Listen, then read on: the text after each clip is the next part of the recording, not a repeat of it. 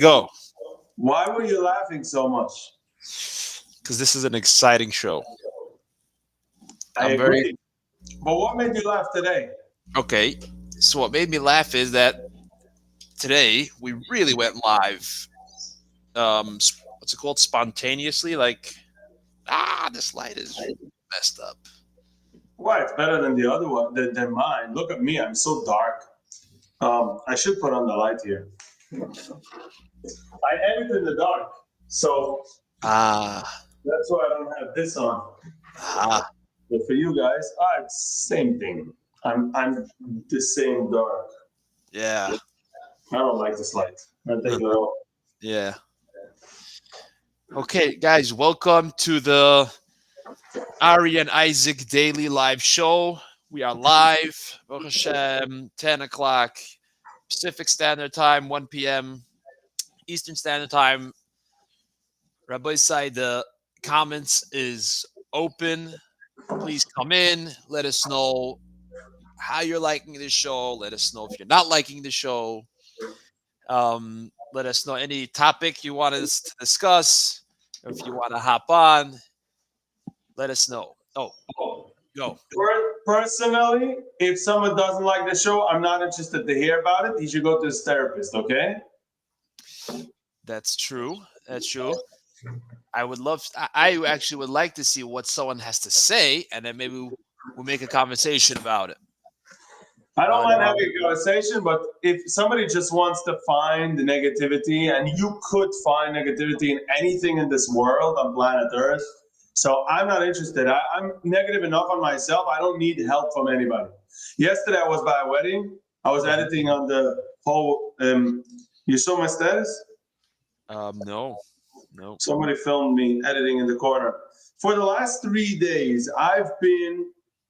You saw my status yesterday by the Bells of Wedding. I was sitting and editing as. Oh, I showed you. So Right live. after the end, I just left because these guys were around me with the dust. But the hamshach of that day was this. Let me see if you can see this. Holy, This is the courtroom. wow. So I had a first cousin Hassan and Monsi, and in the courtroom, I'm not worried he's gonna hear this because he's in Shavuos mode, so I don't care. So I was sitting in the courtroom editing. I haven't slept barely, and I just finished the rough cut, which is the first draft of the Rebellious. The reason I'm pushing so hard, harder than usual, is because I know that we're starting off with Zura tonight, the Israelis, the Hebrew Shir, and tomorrow morning the English Shir. And by the way, you should join. You should join. You should join. I can't say it enough, and we can have a whole discussion about that. But I'm pushing because I know that if it comes out in time, hmm when somebody can start, has that fresh start, it's definitely going to bring more people. Right. So I'm trying to get them the teaser. They're starting sheer in about an hour. So I really want to get the teaser ready so they can at least have the teaser to show by the sheer. I'm, as we speak, working on it. I don't want to talk to you. I want to edit, but I'm committed, so I'm going to talk to you. It's not about you. It's about the. It's not about the dove. It's about the owner. One thing I wanted to point out, by the way, today morning I said Hagoimel with Shem Malchus. Shem Malchus means Hashem's name, and usually in bells we don't say after an airplane. We do not say Hagoimel with the Hagashtos number. We say, oh, it's spare too, right? Yes, yep. Square takes it from bells. Yep. Yeah, so we only say today morning, first time in my life that I stood up and said after Melech I couldn't continue. I was choked up, and everybody in cheer was like, they're reminding me, they thought I forgot the word. But Mamish, it took me like a good minute of silence. I couldn't. So I don't know if it was the power of the first time.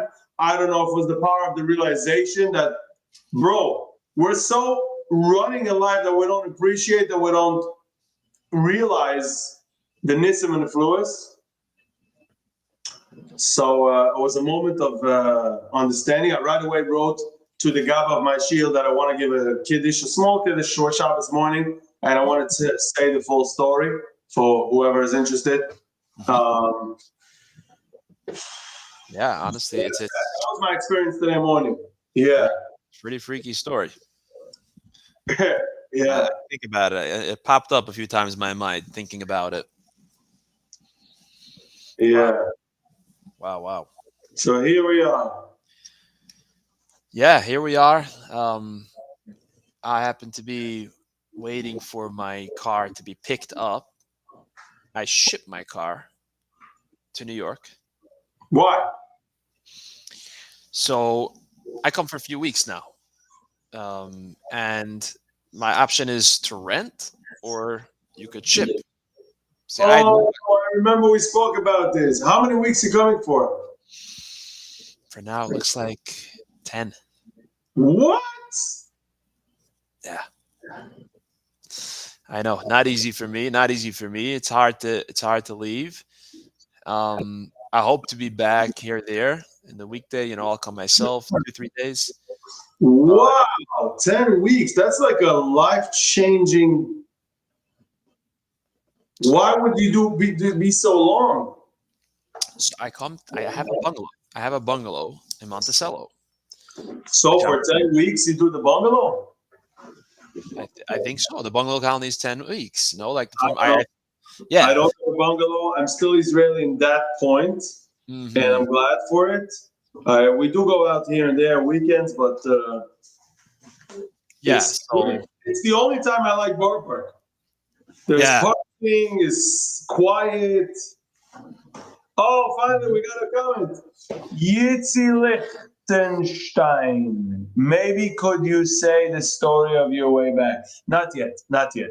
I'm going to explain it again in short. I was advised by somebody that LinkedIn and YouTube is not a safe place to advertise these things, although some people are advertising on WhatsApp and whatever not. It's not a big deal. It's not so safe. There's a small chance that something bad could happen, and I don't want to be the one feeding the information. So I'm not taking a chai, so I'm not telling anyone. In private, when a person meets me in private, no problem. Um, it sounds simple. It was a crazy journey. I filmed some of it where I was able to film. And Mitzvah Hashem, once this whole thing is over, I'll share and show and the whole thing. Hi, what else? So you Yeah. shipped your car. Yeah. So it was like a new thing for me that I found out there's such a thing of shipping. And now I even when I found out about it, I thought it was more like maybe 5 cars a year. And then I found out it's a huge business. Titzach, shipped cars across the country. Does that these drivers come with loaded up trailers, making a stop here, making a stop there. It's a whole huge business that you deal with brokers. You don't even deal with the truckers. You deal with brokers that have like this huge network that all the truckers let them know when they're doing a route, and then even between the brokers, there's so much competition. It's a huge business out there of shipping cars. Is the Yidden that do this business? I lately found out that there is. Nice. So Yeah, you're I shipping your car from Arizona to here. How long does it take to ship?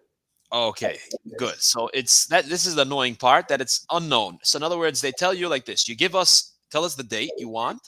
We have a 5 day window to pick it up. So let's say I gave in Thursday today, and they could come within the next 5 business days.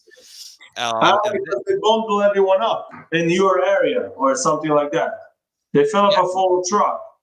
exactly. They want to fill it up. And I mean, these truckers, if he has a car to pick up in Los Angeles, it's considered in the area, even though it's a 6 hour drive. Like, these guys are driving for hours. Um, Wow. yeah, like I follow, the trucks, the stops. Like you think like he goes straight. No way. He's like going around the country until he drops it off. So, they actually said that today they're going to pick it up. Usually it's not that day. And then they have to give them 9 days. You have to give them 9 days to deliver it. Sometimes it takes quicker, sometimes it takes longer. I had an interesting story actually about it uh, No. 2 years ago. So, we also, it's opportunity to put in stuff in the car to be, they allow a certain amount to be able to ship Right. things you have to take on the plane. So that's also a benefit. That's a big benefit, right? Okay. So here's the thing. 2 years ago, I'm like waiting. When are you guys picking it up? When are you guys picking it up? Like I always rather than pick it up early, but at least when I arrive, it's waiting for me. Right. So I hear Yom, I'm in Shiel on Shabbos. After I come home from Shiel, my wife tells me 9 o'clock, the ring of the bell. Okay, we're here to pick up the car. Now, first I was so mad. Shabbos? Yeah, Oh, gewalt. yeah, yeah. So first, they tell you don't even have to be there. We just come and we pick it up. So Yeah, first, gewalt. first I was so mad because what happened was I parked my car in the garage. Had I left it out there, I wouldn't even have known that they came. Would have just Wow. came, put it on the truck, and it would have been gone. Anyways, Kiddush Shabbos, Shmita Shabbos. My wife said, sorry, we can't do it today. It's Shabbos. We could have said maybe to, Amida La'akim, here's the key, press the Yeah. button. It could have started in that route. Yes. So she's like, well, it's Shabbos. And he's like, oh, okay. He's like, yeah, I know what you're talking about. Really? Okay. Anyways, I Why came would I home. know? Listen, so I came home and then my wife tells me the story. I was like, oh man, where was my cycle? I should have left it outside. Why did I park Okay. it inside? Turns out that it was Bashert, number one, because there was still some stuff that needed to go into the car, which we didn't put in. Number one. Okay. Number two, Sunday morning, I wake up, 7 a.m., and someone's calling. Hi, it's the truck guy. We decided we're going to wait. They had one slot, and it was a pity for them. And then this guy is like, and guess what? I'm from Brooklyn. I actually used to work in Coyle Grocery, No way. and I'm actually going straight to Brooklyn. Wow. And it was two drivers, so truckers could only have a certain amount of hours they're allowed to drive. Right. But if it's two guys, they switch off. And he Wow. picked it up Sunday morning, like Tuesday afternoon. It was already on 39th Street and between Port Hamilton and 12th. I wasn't even there yet. I had to ask someone to pick it up for me. Wow. That was the best experience I ever had. That one. I always wish. I'm davening that should always be that experience, but never happened yet. Shabbos. I thought you were going to say that it turned out there was a scam that somebody got a hold of your information and he came to pick up the car and it was Shabbos. This is good enough. Wow. Yeah. He was a Russian guy, and he said that he's very familiar with Brooklyn and the whole Shabbos thing. Yeah. That is so interesting. Yeah. Okay. 13 minutes. I don't mind if you let me off the hook because I want to finish in a half hour this opener, which usually takes more, but I'm trying to focus. I didn't eat, I didn't drink, I didn't do anything. I don't pick up phone calls. I'm like momish in the zone because I really think that this is going to help you. I saw the result on the first one. I want to repeat this. So actually, you touched a topic that I'm very passionate about, and I want to ask you. You mentioned you didn't eat yet. Right. Do you think that's helping, or it's actually making you lose out? So how old are you? I am 34, I think. I think it's also a matter of age. For sure, by the 40 is a breaking point for most people around 40, like a little more, a little before, a little. I'm still 38, but I feel it already. You need more drink than food. Your body needs more drink than food. It turns around. Once you get older, you really, the more food you have, the worse it is for you. When we're young, it needs more food and less drink, something like that. So we're still used to, because all our training years was food, so we're still used to going food. I used to be makpid on past shachas, like a breakfast. The second shachas was over, I used to eat like a large breakfast. And I'd rather eat throughout the day, but the breakfast had to be large, like real food.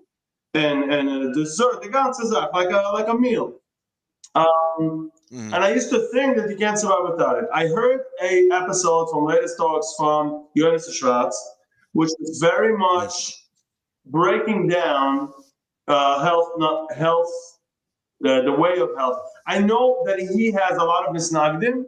I'm not going to go in if he's good or not. I think he's sincere. I think he means well. And I think he knows what he's talking about when it comes to health. He had a struggle. He came a long way. And I know people personally that have to do with sugar. Sugar is the basic. What sugar can do to your body, nothing. A rotten vegetable can't do what sugar does.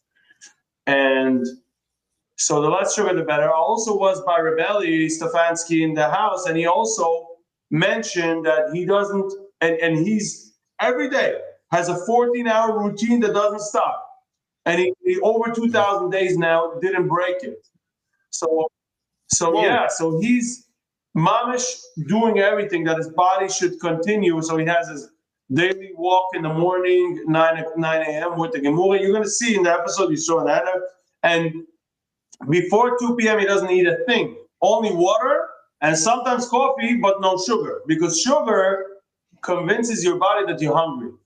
So that's one of the tricks people don't realize. The second you put in something sweet, now you're hungry. Oh, of course. Oh, I'm hungry. How can I survive? You can't. You just made yourself hungry. So the more sugar your body has, the more you crave. I also heard from Ezra Badansky, mentioning a bunch of popular people, but that's a fact, that it's the first 3 days of getting off sugar that you can climb on a wall from craving, but then it leaves your system and it starts eating the fats, which it's supposed to eat. The sugar is for the body like a trick that he eats that instead of the fats, and that's where he gets fat. Azaza. Yeah. So the less sugar you give your brain, the less food you're gonna need. That's one thing I learned. Then I learned that before 2 p.m., your body doesn't need more than water or coffee with no. Coffee is just a hobby, like a do. So you don't need coffee, but you can warm yourself up with a coffee with no sugar, which is critical. The no sugar part is critical. So I stopped eating before 1 p.m. I just stopped. I lost a nice chunk. I lost about 15 pounds. Really? And yeah, in a span of a month and change. And I just got myself into that mode that I work until 1-ish, sometimes 2, azaza. Now, the best case scenario would be Rebel Svansky takes a shake. Then with some dates give a lot of energy, and that's where he goes. I try to mimic him most days. The days that I don't, I already feel so full of food. So the less food you eat, the more relaxed you eat, the less food you need, the less tired you are. So I'm trying to stay in this routine, but most days it works for me. Right now, I haven't eaten a thing, just a little water since the morning. That's it. And I want to go for a shake. Sometimes I don't have access to a shake, so maybe a salad is best. If not, I eat a breakfast. I try to keep it small. But once I go into the bread mode and this, I eat up a storm. Mm-hmm. And then supper is about 6, 7 latest, because you need a good 4 hours before you go to sleep. So that's something Yonis explained, that the body cannot eat more than 7 hours a day total. So from the 24 hours, only 7 hours a day it should work on digesting food, and the rest it should rest. So only water. So if I finish by 7 p.m. my supper, latest 8, I still have a few hours before I go to sleep. 2 is a minimum, 4 hours is normal. So your body already digested most of the food, and now you can sleep normally without dreaming. Dreams come from food. If you eat and right away go to sleep, you'll have bad dreams. Fact. Ooh. It's a fact. It says in the Gemara also, but it always works. I used to have a lot of bad dreams. I never know why. It's also connected to the food. And if you allow yourself, Moshe second, we're live off LinkedIn, 1 second. So whenever you have that structure, which I think I was clear enough. If not, go back to Yonison's last episode or latest talk. He explains it very vividly. You sleep better, you eat better, you need less, you have more energy. It's amazing. Man, it's amazing. So that was your topic. And it went for a 7-minute spam. So I really want to get off now. It's 20 minutes. And I appreciate your time. But if you have a question, go. Right. No, so I hear myself twice. Okay. Yeah. So that was great. That was great. You answered the question. I actually meant I thought that you were saying that you didn't eat because of a different reason, and which that's a topic that I'm passionate about. That we won't start now because it's already late. But You I can was more like, put it away. yeah, we'll put it away for a different time because I think a lot of people want to hear about it. But I that was beautifully explained, and I loved hearing about it. I myself changed a little bit also. I only eat very healthy. I don't, I don't fast till 2 o'clock or whatever. I just changed to very healthy things for breakfast, very light, just like a avocado, a pepper, or something. Just and I see a huge difference. I see a huge difference in my day. Yeah, the more vegetables you have, the older you get, the more vegetables and fruits you have, the less you don't need all those meats and starch. Starch is a killer. Starch and sugar is a killer. Starch. I'm not perfect in it. I still love cookies. I still love cakes. If I see a plate of rogalach, I'm probably gonna beat it up. I wouldn't even know. But If I eat a rugula for breakfast or lunch, I need a nap. yes, guaranteed. If you eat one barakas, you're knocked out. Yeah. And the less you eat of it, the faster you get knocked out. So the mushroom on a shooting day, I know it's mamsha the rice and not to eat. It kills me. Yeah, and shakes is just the best thing out there. Yeah. I love shakes. So Yeah. fills you. You don't feel heavy. Isaac, I'm gonna tell you bye-bye for today. I'm so sorry. Yes, let's wrap it up. It was great. Thank you Yes. so much. Thank you.